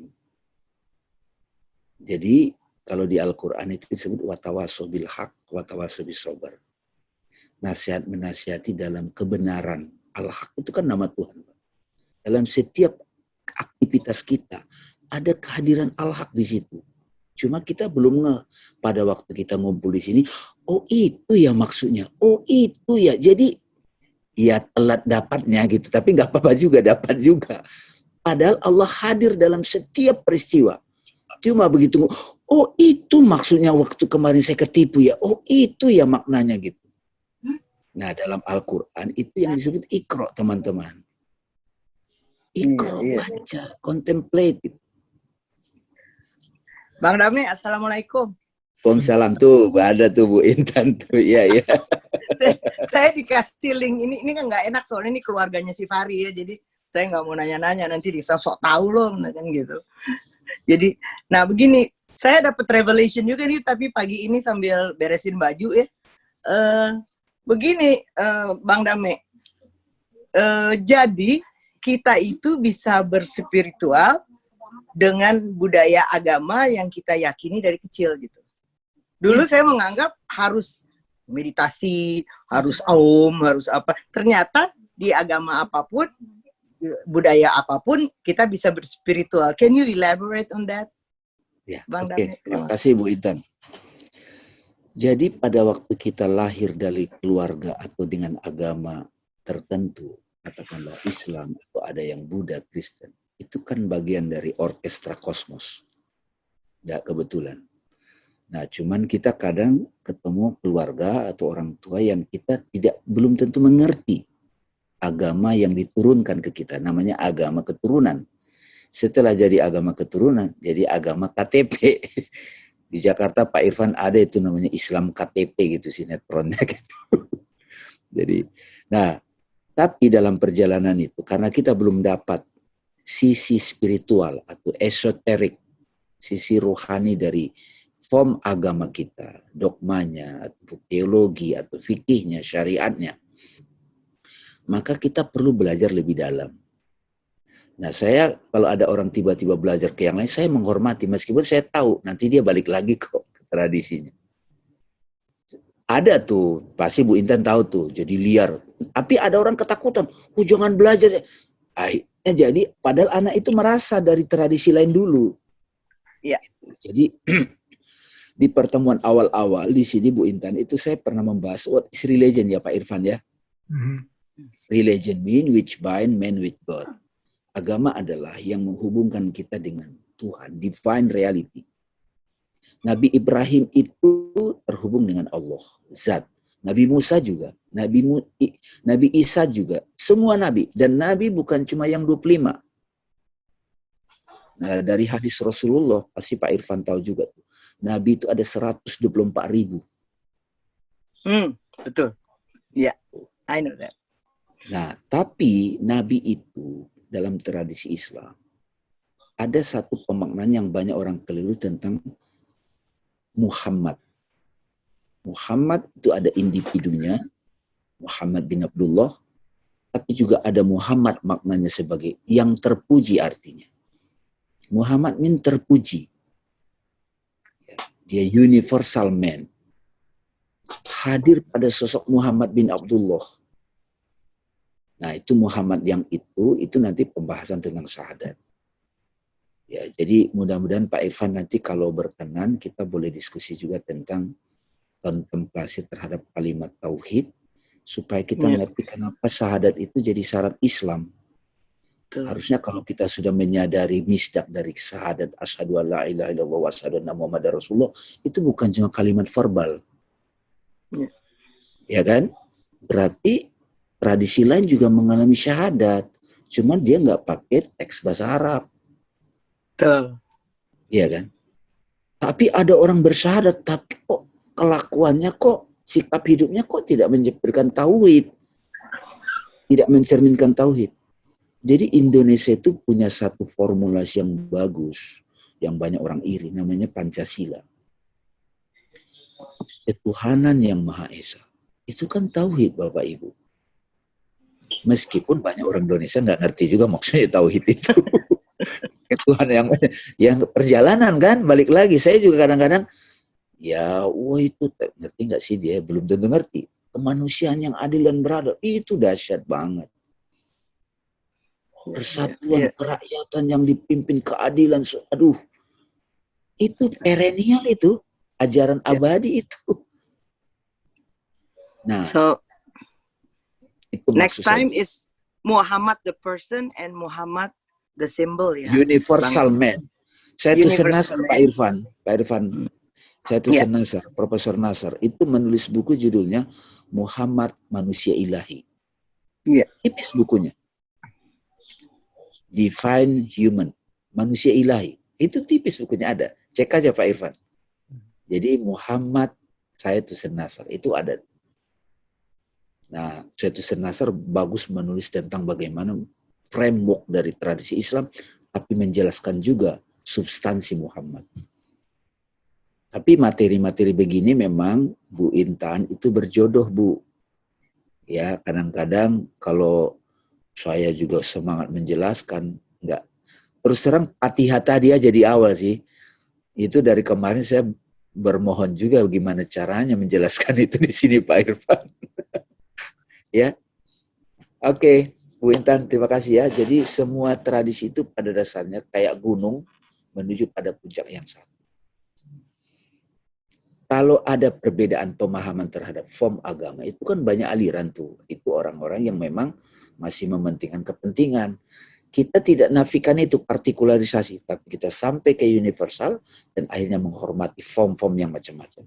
Saling menghormati kan bagus, bukan toleransi yang dibuat-buat ya.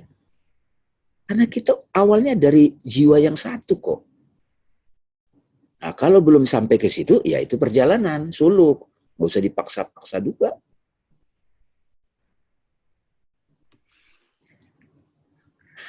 Dede mana?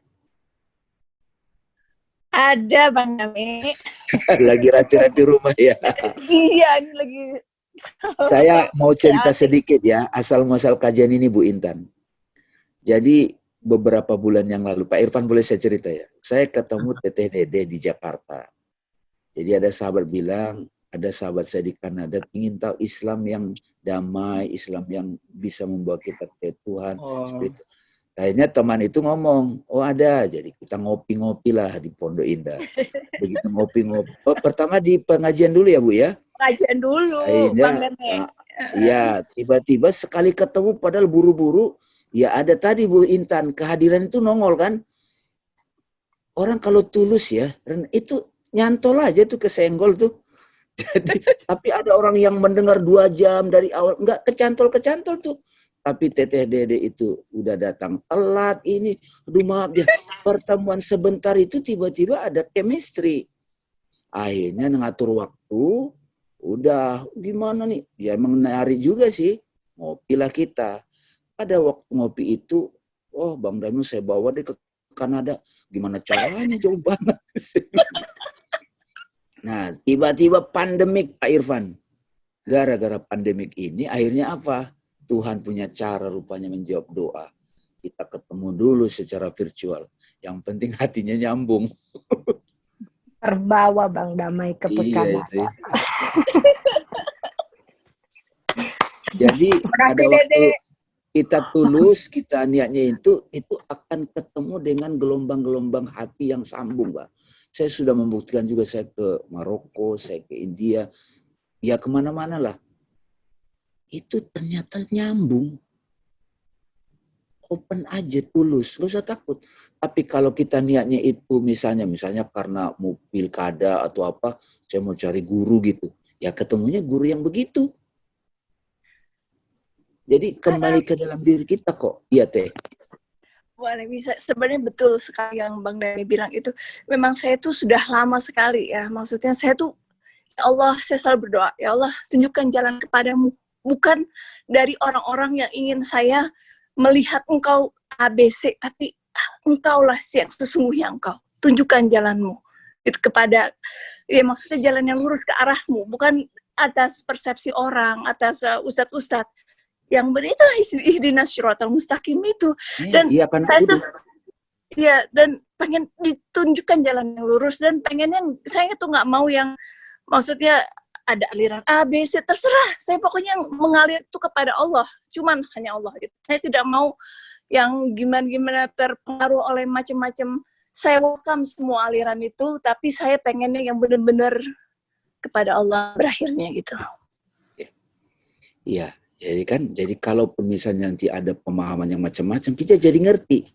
Iya, Ya, gitu. Jadi tersaring sendiri kok jadinya Bang Dame. Iya, gitu. Masing-masing itu ada ininya. Kayak bahasa kan ada tuh, mak-mak arisan kan juga, woi dress code-nya ini sekarang loreng-loreng ya, ini dress code-nya ala Hawa ya, ya kayak gitu. Tapi di dalamnya ada sense of sacredness. Tapi ada orang karena dia lihat banyak aliran berantem, akhirnya apa? Nggak ada nih agama. Akhirnya dia istilahnya liberal. Saya juga tetap menghormati orang begitu. Kenapa? Karena dia jujur sama dirinya. Ini belum nemu aja. Nah, begitu dia kemana-mana, nanti dia kembali juga ke rumahnya kembali. Karena enggak kebetulan di mana kita dilahirkan, dengan siapa kita berintegrasi. Bahwa ada orang tiba-tiba convert, itu kan masalah kebijaksanaan dia. Jadi Islam itu adalah universal religion yang hadir pada semua form bentuk penyembahan, bentuk agama. Salah satu namanya kita menemukan syariat Islam, Pak. Kalau sudah paham seperti itu yang dimaksud kita sudah agamanya adalah agama Shirathul Mustaqim yang membawa kita kepada yang satu. Dan seluruh nabi-nabi, khususnya dalam Quran itu yang disebutkan, itu satu ajaran. Emang tabrakan ajaran Nabi Muhammad dengan Musa? Enggak dong. Di zaman Musa konteksnya begini. Nah, tapi gini Bapak Ibu, kalau diskusi begini saya juga tidak terlalu mengharapkan juga jangan sampai diskusi mental, tapi lebih kepada yang dialami Pak Fahri tadi. Ada ilham hadir. Kalau Bu Intan kan ngomong revelation. Revelation kan wahyu tuh, itu milik nabi-nabi lah. Bu Intan itu pada udah kabur juga tuh. Jadi ilham gitu hadir di hati kita. Nah, Pak Irfan juga barangkali nanti bisa sharing, oh ini ada ilham saya dapat. Bu Lina dan sahabat-sahabat yang hadir semua di sini. Ya. Jadi terima kasih. Bu Diana ini baru lihat juga saya, boleh?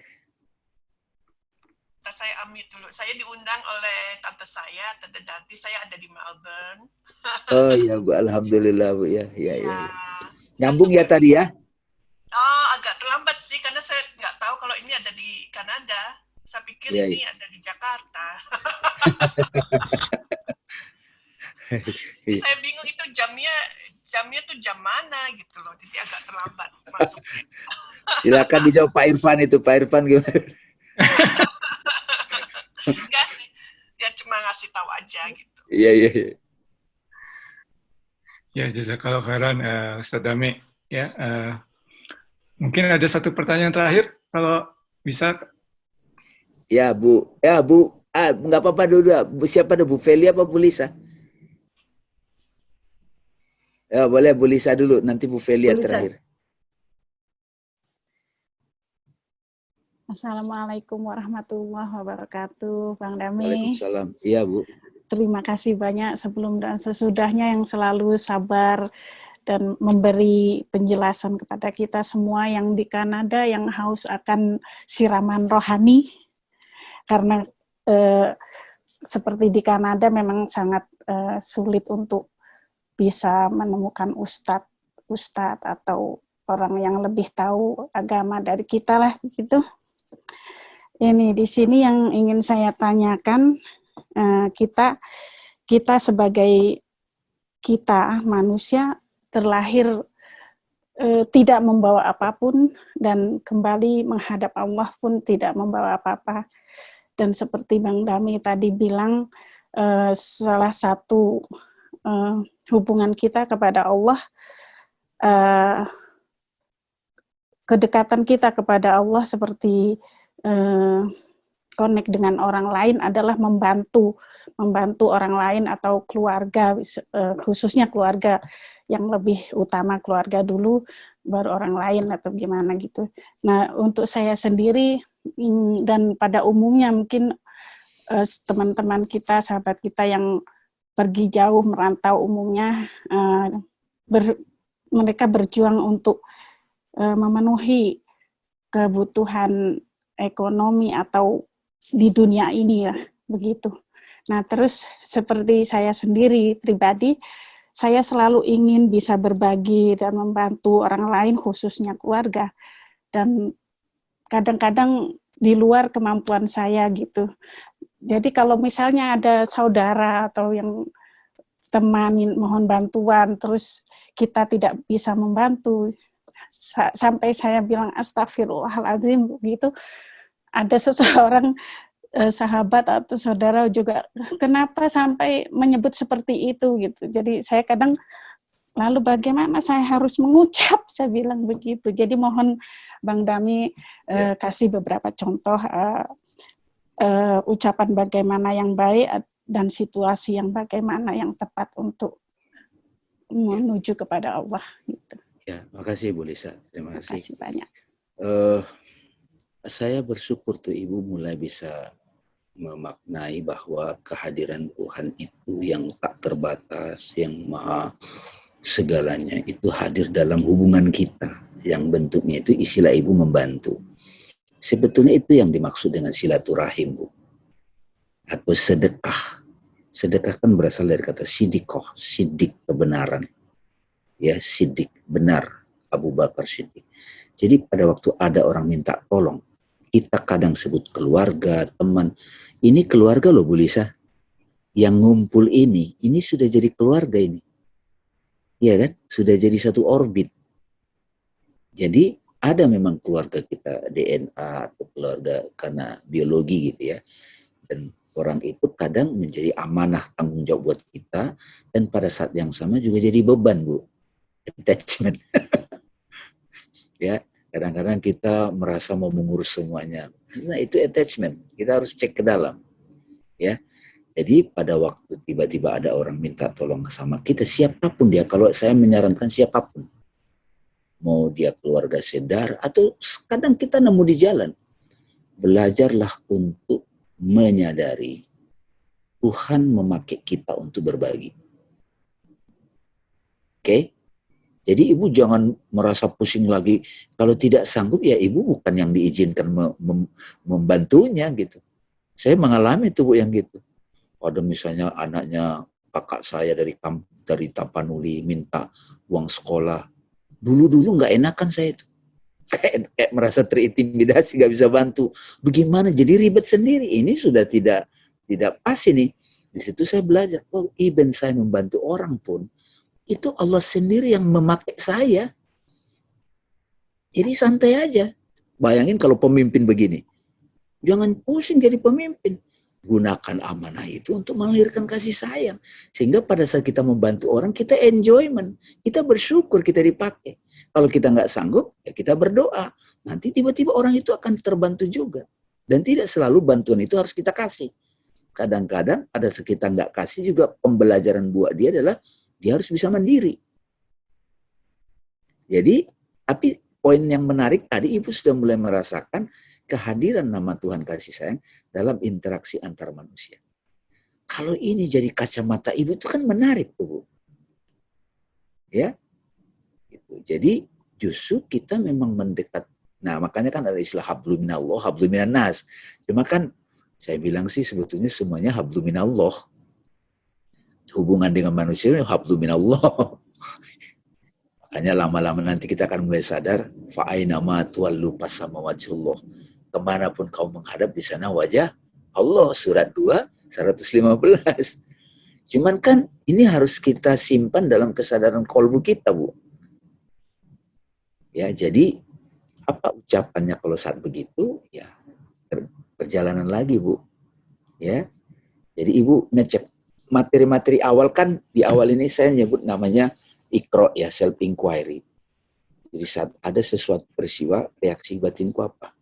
Ini egoku kah, nafsuku, akalku kah, atau kolbu? Ya Bu ya. Kalau itu ego, kita bisa marah atau kita merasa terintimidasi. Kalau akal kita jadi introspeksi secara intelektual, kita mempelajari hukum sebab akibatnya.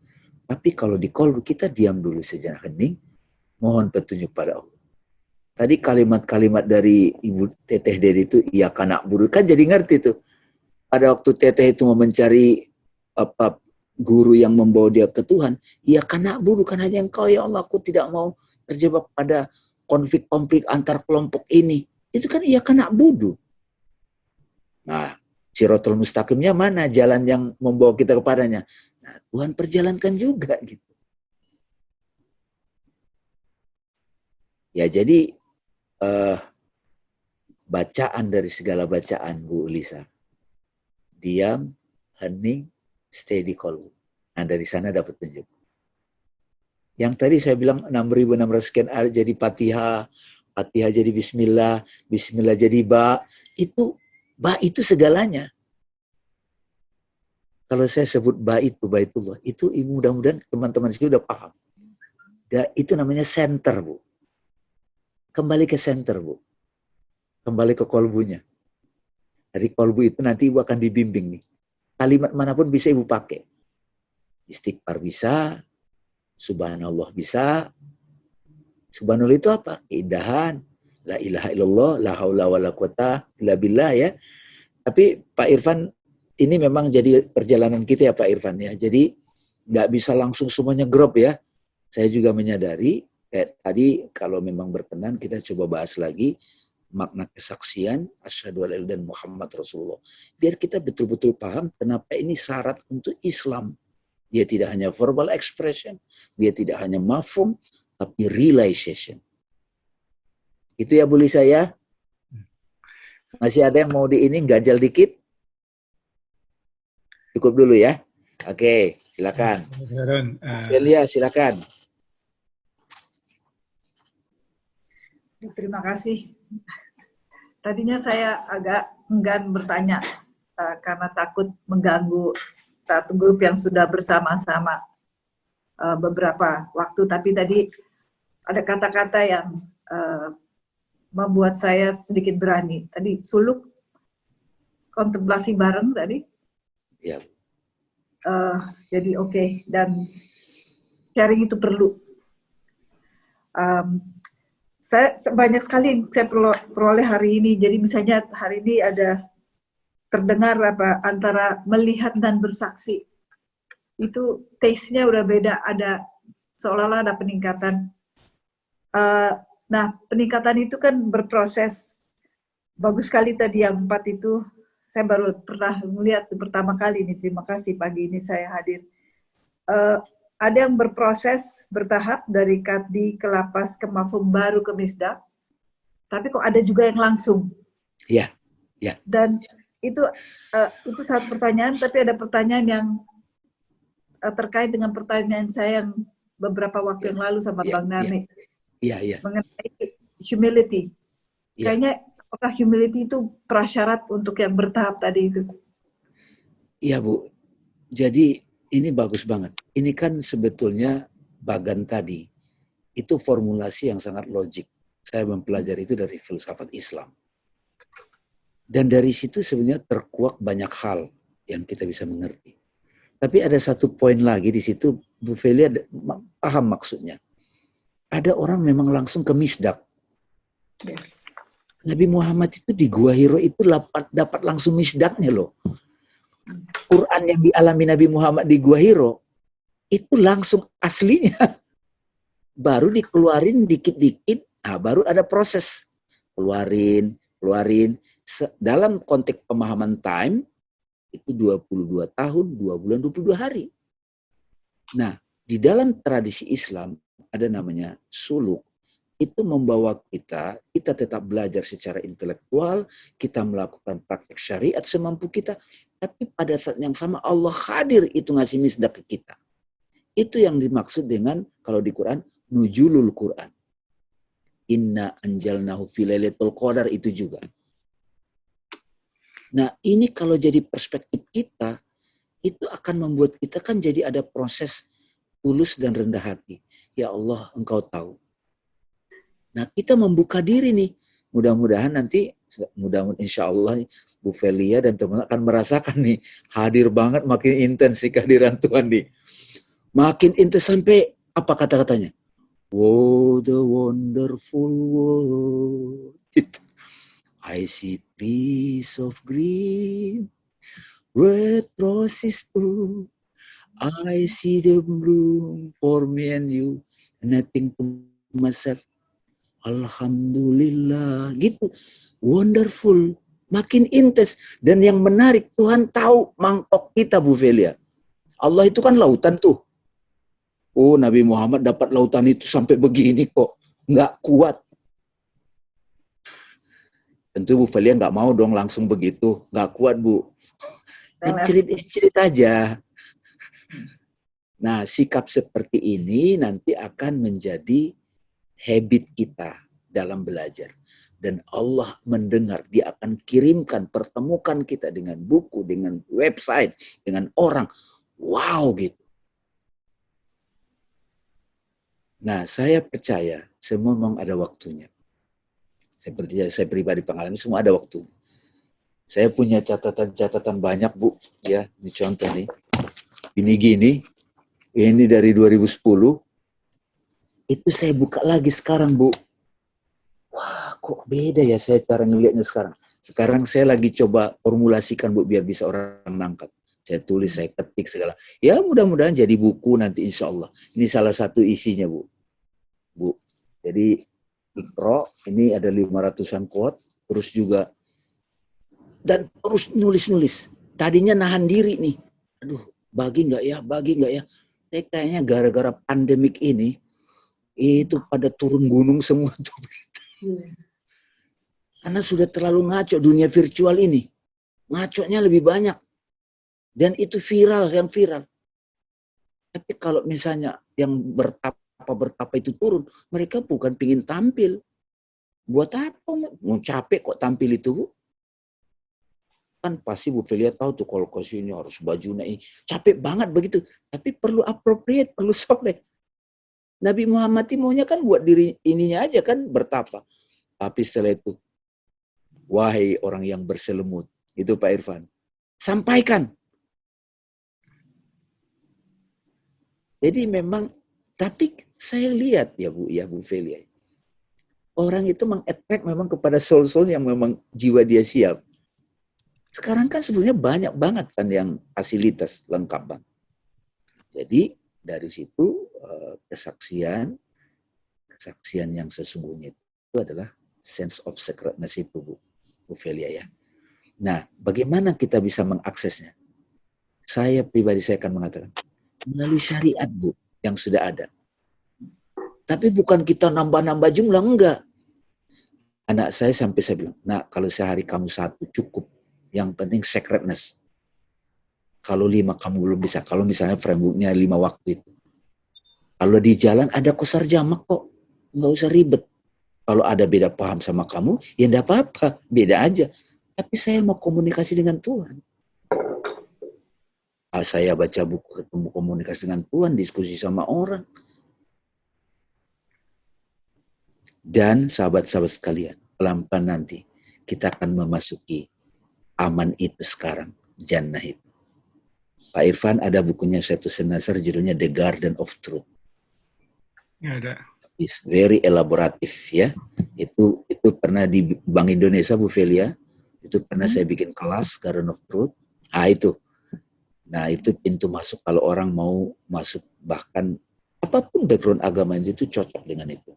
Tapi belakangan itu juga berat juga buat orang. Hanya saya coba sampaikan yang lebih praktikal tanpa mengurangi kedalamannya. Kayak tadi Bu, bagan itu kan, itu sebenarnya kan pintu masuk yang banyak tuh. Orang nggak bisa membedakan loh.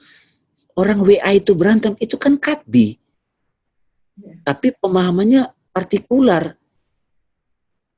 Orang kalau sudah sampai kepada pengalaman misdaknya, nggak mungkin berantem. Mau kata-kata yang dipakai apapun.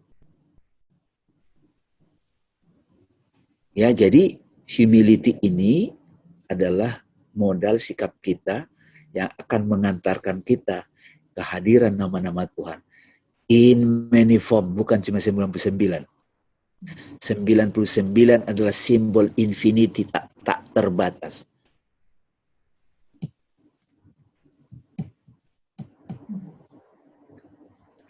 Itu Bu, terima kasih banyak. Mudah-mudahan kita bisa lanjut lagi diskusi dengan tema yang lain ya Pak Irfan ya. Insya Allah. Ya. Pak Irfan, kita jadi ramen ini Pak Irfan ya, nggak apa-apa ya? Nggak apa-apa. Lebih banyak lebih ramai Pak, insya Allah. Saya soalnya bilang gini Bu Velia, waktu awal-awal sama Bu Tete Dede, Bu, 3 orang nggak apa-apa, 3 orang. Tapi kan 3 orang tapi dapat gitu, ngapain banyak-banyak tapi nggak dapat gitu. Nanti kan cosmic consciousness atau cosmic kesadaran semesta itu akan bekerja kok. Ya. Thank you. Terima kasih semuanya. Ya. Assalamualaikum warahmatullahi wabarakatuh. Silakan Pak Irfan. Salam. Ya, terima kasih Ustadz Dami dan juga untuk ibu-ibu, bapak-bapak yang telah bergabung pada pengajian kita hari ini, halaqah kita hari ini. Alhamdulillah banyak yang telah kita pelajari hari ini. Ya memang kalau dalam topik seperti ini istilahnya the journey is the destination ya. Jadi tujuan kita memang perjalanan kita ini ya. Insya Allah kita dapat bertemu kembali. Allah Subhanahu wa Ta'ala akan mempertemukan kita kembali di kesempatan lainnya. Allahumma arina haqqo haqqo warzuqna tibaan wa arina batilan batilan warzuqna tinaban. Wassallallahu ala sayyidina Muhammad wa ala alihi wa sahbihi wa sallim tasliman katsira. Jazakallahu khairan katsiran semuanya. Assalamualaikum warahmatullahi wabarakatuh. Terima kasih Bapak Ibu. Sampai ketemu lagi.